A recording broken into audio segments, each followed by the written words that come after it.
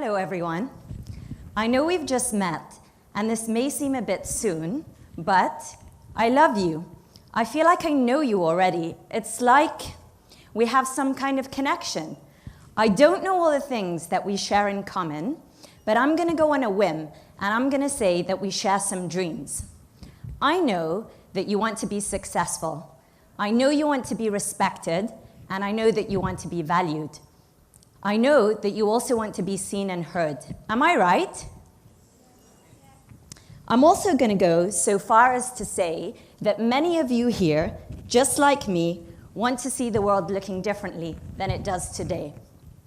I want to live in a world where we don't value people based on what country they come from or their status in life. I want to live in a world where we stop throwing people out. I want to live in a world where we don't deny people of their dignity. I want to live in a world where there's no them and no us, just us standing together in our humanity. I also want to live in a world where the golden rule of all religions is practiced. Treat your brother as you treat yourself.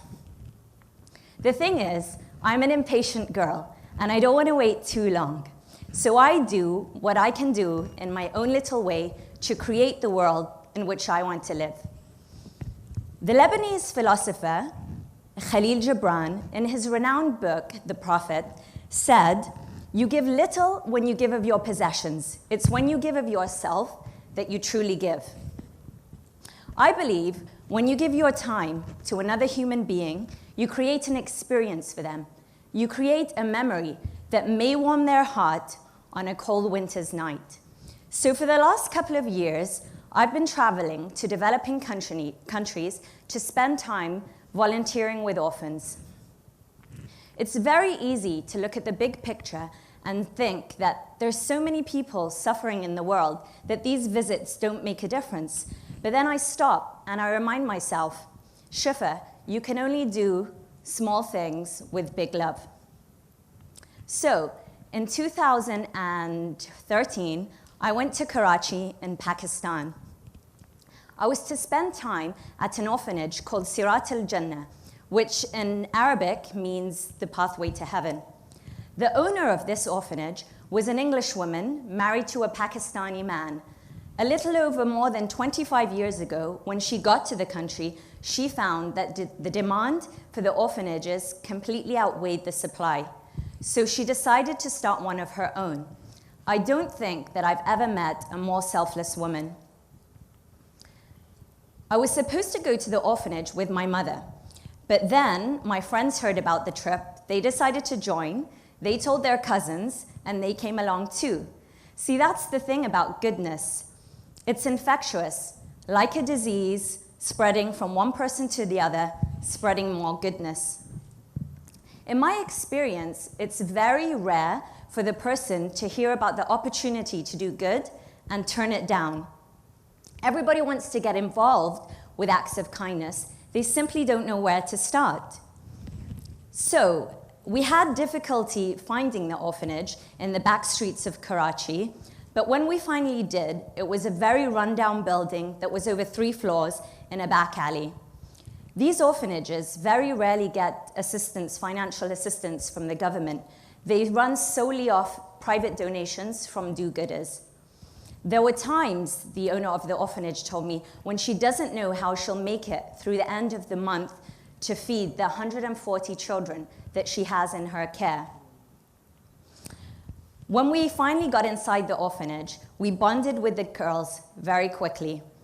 We put them into groups, and we asked them all to draw a picture of something that they loved. Every single one of them drew a picture of the orphanage. The lady standing beside the orphanage is the owner, their mother, as they call her. It was really beautiful to see the girls playing, squabbling, fighting in the same way any sisters would. They were perfectionists when it came to their artwork, not a single line out of place. There was one girl with the most piercing green eyes I've ever seen. All she wanted to do was be cuddled and hugged. Along the road of life, you will meet human beings who will humble you to the core of your being. The owner of this orphanage was one of them. She has dedicated her life to these children, even marrying her 2 sons who live in the UK to orphan girls that she has raised. She witnesses horrific scenes every month and never gets tired and never gives up. There are times when she arrives to the orphanage in the morning only to find that a cardboard box has been left on the doorstep with a baby inside. There was even one time when she opened the box only to find a baby had been eaten alive by rats. Shortly after I left Karachi, one of the girls in this picture that I was playing with was kidnapped by people who wanted to adopt her but didn't get permission. The owner of the orphanage tiresomely traveled the whole country to get her back. Thankfully, with the help of the police, she did. Needless to say, my time in Pakistan was heart-opening as well as it was eye-opening. Over the last few years, I've traveled to India numerous times. I always find myself going back to New Delhi, to the House of Missionaries, the religious community of Mother Teresa's orphanage home. This is home to many girls who have been abandoned by their families and picked up by the police. A lot of them are physically and mentally challenged. When they arrive to the orphanage, they are treated with dignity and respect. Oh, I didn't show you the rest of them. Okay, so this is the Mother Teresa orphanage here. When they get to the orphanage, they're treated with love and respect. When I remind myself when I go there that it's 2018 and there are many children around the world who are living without anyone or anything, rejected, unwanted, unloved, if it wasn't for the wonderful work that these orphanages do. This is Sister Tina.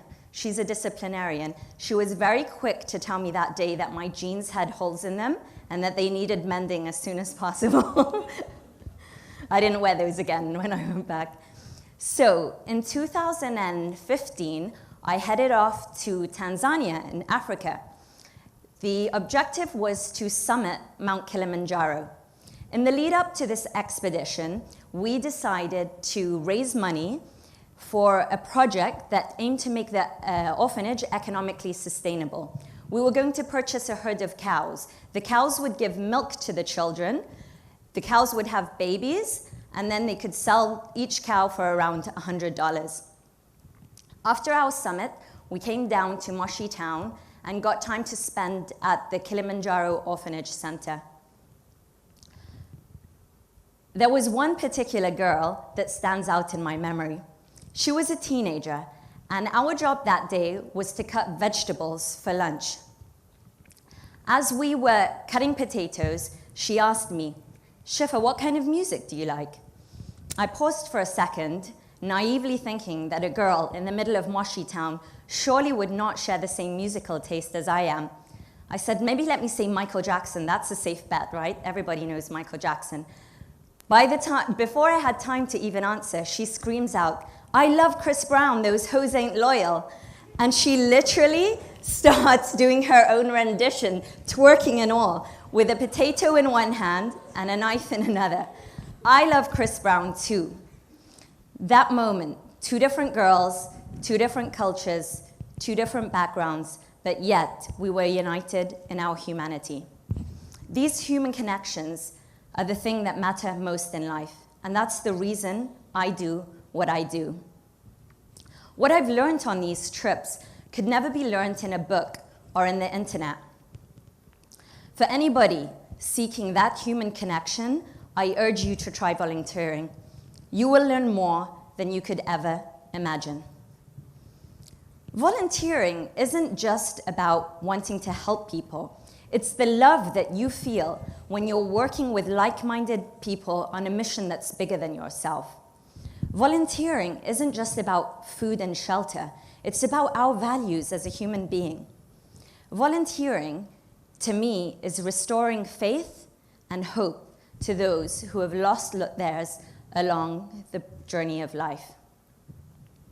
So, they say charity begins at home.